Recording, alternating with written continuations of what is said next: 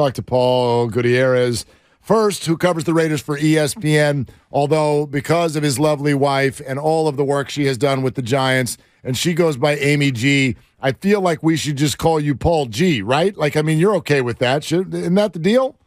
I mean, not to sound obnoxious or anything, but what came first, Paul G or Amy G? Right? Thank you. That sounds terrible. I'm taking that back. Okay, take that.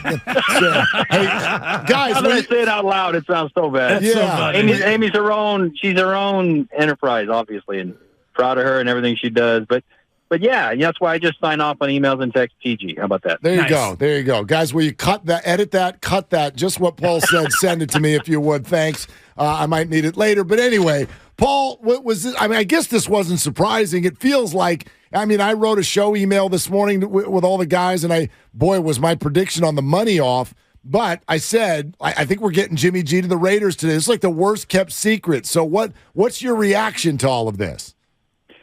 That it makes all the sense in the world for where we are. There's a big misnomer out there right now, and I keep getting texts from friends and friends that are fans, and they're either over the moon for it, or they're like, really, we and I use that as they're saying it because, fans are always part of something, right? We gave up Derek Carr to get this. Well, yes and no, because while they're both individually true, yeah, the Raiders did move on from Derek Carr. They didn't necessarily move on from Derek Carr to get Jimmy G, and yet here we are. So I think it's pretty obvious that Tom Brady was target number one, and when he decided to retire, it was like, okay, they needed to look down the list and see who else was available. And if you look at it from Mark Davis's perspective, he definitely wanted a veteran that could create a little bit of a splash.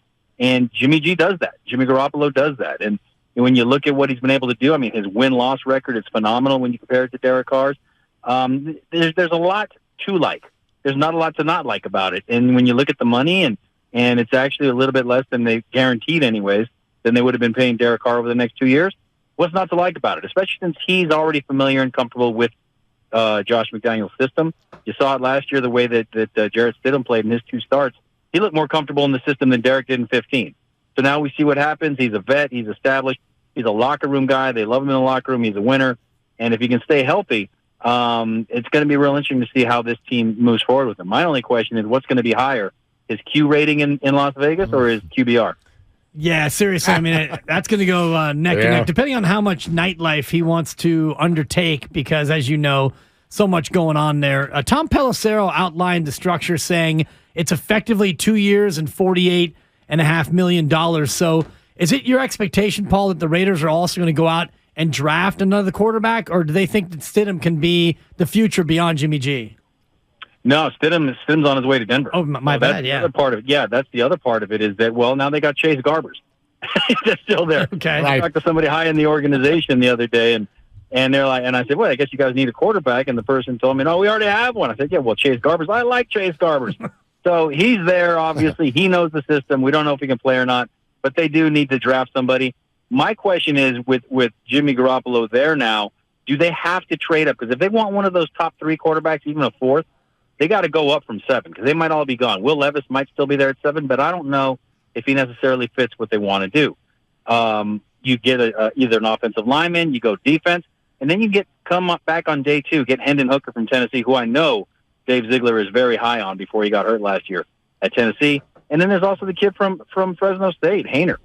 You get him in early in day 3 too. So, and then you bring in an undrafted guy. So the quarterback room is going to look completely different next year, with Chase Garbers being the old vet in the room, so to speak, and that tells you all you need to know. Paul G, all over the Raiders, ESPN with us, Willard and Dibs, 95.7 The Game. Paul, the simple question, and I know it's not simple because of some of the stuff you just detailed, but a Raider fan will go, is this an upgrade over Derek Carr? How do you answer that question? I think you have to break it down. You can't look at it from far away. You got to zoom in. And if you zoom in, what was the number one critique of Derek Carr? Red zone offense and turnovers. And you look at those things, and I don't have those numbers right in front of me right now, but he's better in both of those areas than Derek was. So if you're looking at it from that way, if you're looking for a silver and black lining, so to speak, that's where it is. It's that he knows this offense. He's better in the red zone. And he's not going to turn the ball over. At least that's what you're hoping. And if that's the case, then yeah, that's an upgrade.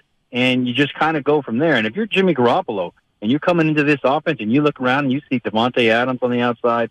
You see Hunter Renfrow in the slot, Darren Waller running like a wide receiver at tight end, and an all-pro running back in Josh Jacobs. What's not to like about that other than, yeah, you better address this offensive line again?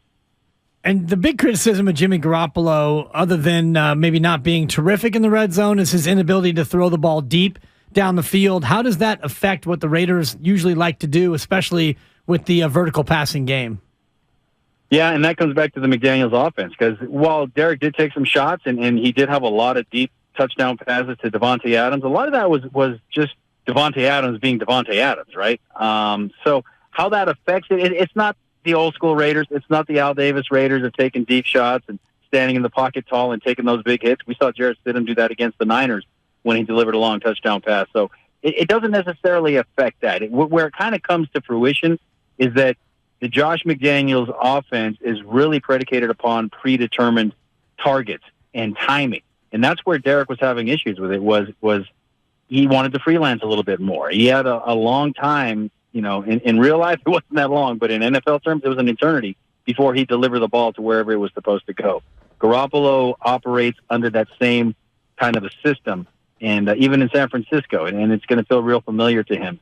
So whether there's a deep shot to take or not, we're going to see exactly how that pans out with those weapons on offense, because Garoppolo, as you guys know, with the Niners, he would operate really, really well in a play-action game. And if you've got the first-team All-Pro running back behind you, sucking the defense in, that's going to open up opportunities down the field as well. See, I think this is such an interesting thought, though, that you guys just sort of brought up, and here's why.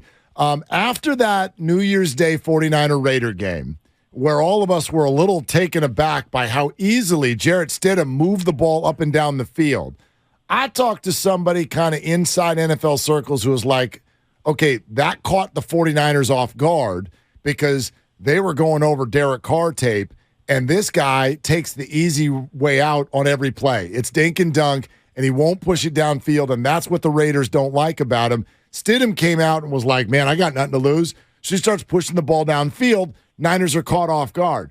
Translate that to now, Paul, and it's like, so if your frustration is that Carr won't push it downfield, you go to Jimmy? That's the only reason I feel like is an odd choice. And, yeah, that's true. But also if he's operating within the parameters of the predetermined offensive call, too, then the deep shots are going to present themselves. At least that's the way it looks on paper. Now, when you're out there and it's live, and you're right, with Stidham, there was no tape. That was his first career start. He only played in the preseason for the Raiders last season. So it's like a rookie pitcher coming up that hitters haven't seen. And then once, you see him a couple more times, okay. So they did. He caught the 49er defense off guard, and he looked good. But with Jimmy, yeah, he's going to have to take some deep shots.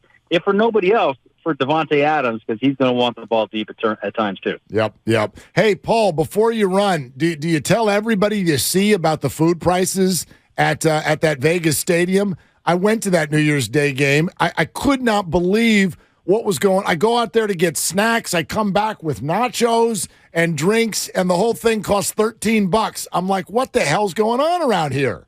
That's all you paid? Yes. Okay. I've seen that the beers are more than that. So good. Well, I've never seen anything like that. Yeah, I think. We might have been doing some non-alcoholic stuff. That was the beer. The beer was similar. It's all the snack stuff. I think like a hot dog was like $2 or something like that.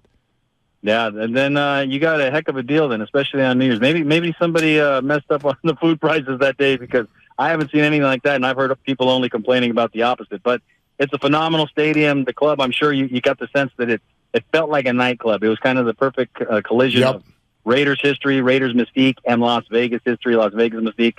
Of course, on the corner of Al Davis Drive and Dean Martin Way. So it's a pretty interesting stadium. And 49er fans were there, obviously took the place over. And to me, the funniest thing about that game was when they showed Giants right-hander Logan Webb on the big screen, and all the 49er fans went crazy until Webb pointed to the Raider hat on his head. Totally. Confused. That's awkward. It was rough. It was a la when Klay Thompson had a Dodger hat on, and people started freaking out. We're like, wait a minute, his brother's on the team. Like, give him a break. Unacceptable. Yeah. Anyway. Paul, great to have you today, Paul. man. Thanks so much. Sounds good, guys. Talk to you soon. Appreciate All right, there he goes. That's no Paul doubt. G, ESPN. Right.